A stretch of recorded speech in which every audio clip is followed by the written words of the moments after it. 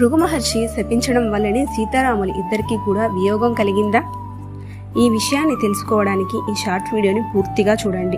ఒకానొక సమయంలో దేవతలకు రాక్షసులకు ఘోరమైన యుద్ధం జరిగింది. దేవతల ధాటికి తట్టుకోలేక రాక్షసులు ప్రాణభయంతో భృగు మహర్షి ఆశ్రమానికి పరిగెత్తుకుని వెళ్లారు. ఆ సమయంలో మహర్షి ఆశ్రమంలో లేరు. ఆయన భార్య అక్కడ ఉన్నారు. శరణు కోరి వచ్చిన రాక్షసులకు ఆమె అభయం ఇచ్చింది. తన తపశ్శక్తితో దేవతలు ఆ ఆశ్రమంలోనికి ప్రవేశించకుండా ఒక రక్షణ కవచాన్ని ఏర్పాటు చేసింది. రాక్షసులు ఆశ్రమంలో ఉండి మళ్లీ శక్తిని పుంజుకుంటే లోకానికి వాటిల్లుతుందని దేవతలంతా కూడా భయపడ్డారు. వారు మహావిష్ణువును ప్రార్థించారు. విష్ణుమూర్తి అక్కడికి వచ్చి రాక్షసులను వదలమని భృగు మహర్షి భార్యను కోరాడు.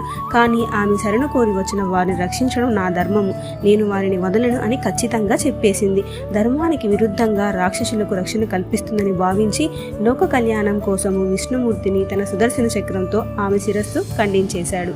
ఆ మహర్షి ఆశ్రమానికి తిరిగి వచ్చేసరికి తన భార్య విగత జీవిగా పడి ఉండడం చూసి తల్లడిల్లిపోయాడు.